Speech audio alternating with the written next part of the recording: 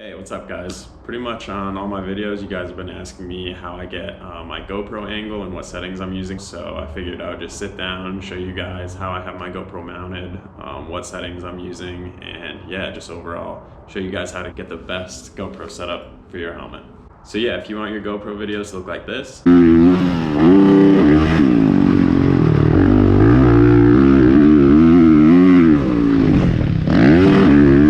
definitely clicked on the right video. So probably my biggest tip for GoPros is you want it to be mounted as low as possible on your body while still being able to like see over the handlebars and everything. In my opinion, the higher up the GoPro is on your body, the further away from the action it is. You don't get that like bar movement and arm movement and everything that you do when it's mounted lower. So in my opinion, whenever you have your GoPro mounted like on the top of the helmet, I think that always looks really boring. It makes the track look really flat, really smooth.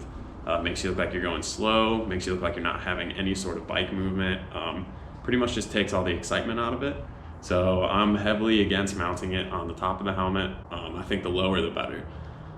So the next obvious choice is the chest mount, which it can work okay for some people. Normally the footage turns out all right, especially if you're like a taller guy and you don't have a whole lot of body movement. The problem with the chest mount is that, you know, if you ever lean forward or lean backwards, the GoPro is gonna lean with your body. So when you're hard on the gas, leaning forward, you're pretty much just gonna be filming your gas tank. And if you're leaning back, you're gonna be shooting the sky.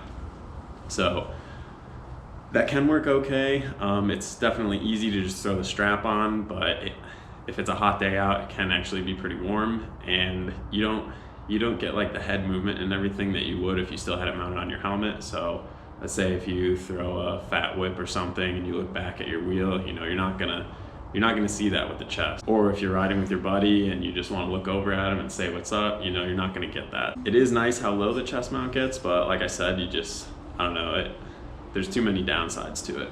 So that basically leaves the chin, which is where I have mine mounted. As you can see, I have mine on my mouthpiece.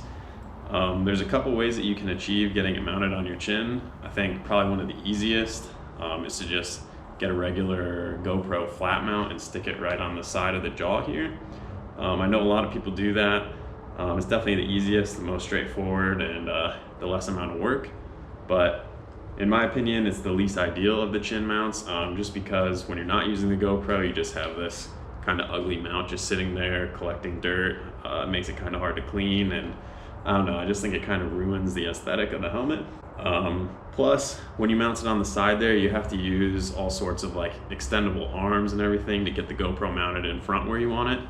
And with all those joints comes a little bit of play. There's like flexibility in those plastic arms. So especially if you have an older GoPro that doesn't have the same sort of stabilization as the new ones, you might pick up some of that movement. So it might make your picture look a little bit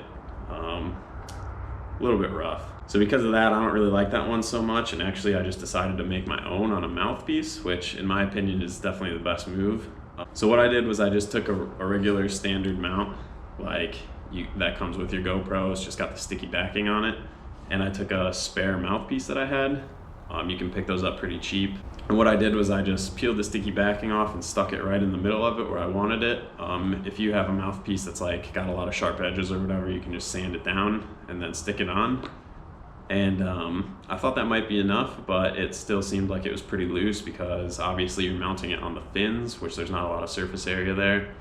So what I did was I actually mixed up some JB Weld, just plastic JB Weld, and I just layered it on the backside between the fins just to create a little bit more surface area and make it really sturdy. So as you can see, I mean, this thing is super sturdy. It's not going anywhere. So another good thing about the mouthpiece mount is that when you don't want to use the GoPro anymore, it's super easy to just pop the mouthpiece out.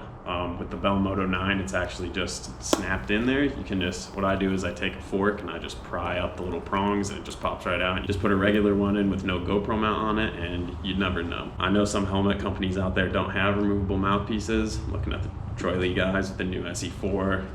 And if that's the case, they do make mounts that have like straps that go around the jaw piece here. And then there's a piece of rubber that goes over the front that has a GoPro mount on it. I originally was looking at those because I knew I wanted to mount mine on the mouthpiece, but I just kind of felt like those straps might rub through the paint eventually, so I didn't want to go that route. I've heard people use them and I've heard they work okay, but in my opinion, this just looks a lot better. It's definitely more discreet, and it's not gonna mess up your paint or anything. But if you do have one of those helmets that doesn't have a removable mouthpiece, I'll link one of those mounts in the description that you guys can take a look at and decide if that's something you want to use. So moving on to GoPro model and settings, I have the new GoPro Hero 7 Black Edition with Hyper Smooth, which is why my videos always turn out so smooth. In my opinion, it's definitely the camera to get right now. If you have one of the older models, even having it mounted on the chin, it still might not turn out as good as some of the footage that you guys have seen me post up. So I think that's kind of the golden ticket really to getting awesome footage, is having that new Hero 7 Black. But that being said, you can still get some pretty good footage with the other cameras if you set it up right. So the settings I use are 2.7K resolution. I always use 30 frames per second, and I have it in super view mode. The super view mode basically just kind of acts like a fisheye. It makes objects that are on the very edge of the screen kind of zoom past you a lot faster. So it makes you look like you're moving at the speed that you're actually going. Instead of like with most GoPros, it makes you look like you're going really slow. The super view just kind of helps speeds it up and make it look like it's real speed basically. So I always use super view for GoPro videos. And then obviously with the new GoPro, I'm using the Hyper Smooth stabilization.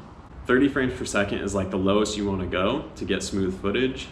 So to do slow-mo type stuff, you use frames per second in increments of 30. So let's say you want to slow your video down to half speed if you're doing a whip or if you're railing a corner really good. You want to set your GoPro at 60 frames per second, and then in post-production you slow it down by half so that it's still 30 frames per second. Or there's a whip in one of my Thanksgiving videos that I posted where I slow it down, and I was actually shooting in 120 frames per second, slowed down to a quarter of the speed. So still 30 frames per second, but I shot it in 120. So that's basically the science behind frames per second, I guess. As for Protune, I know a lot of like more professional guys like to use Protune settings. I don't mess with it. I just leave it in the stock GoPro settings. So everything you've seen so far is just stock GoPro settings as far as like color and shutter speed and all that. So I think GoPro does a good job of it. I know some people say GoPro is kind of crappy and you want to use your own settings. I don't know, I guess if you like my videos, then you're happy with just the standard GoPro settings. I do go in afterwards in iMovie and kind of mess around with the saturation and contrast a little bit, but nothing too major, and that's pretty easy to do. I'm also just using the standard case that the GoPro comes with. I'm not using any fancy case or anything. I did pick up some glass screen protectors. It's basically just like the kind you use on your iPhone. You just peel the backing off and it uses like static electricity basically to stick onto your screen. You can get like 5 of them off of Amazon for pretty cheap. I'll link those down in the description too.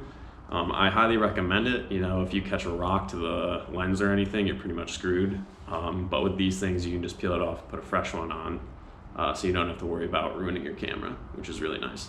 I'm also just using the standard audio with the GoPro. I did pick up a little microphone, but I haven't gotten the adapter yet. So I think the just standard audio is pretty good.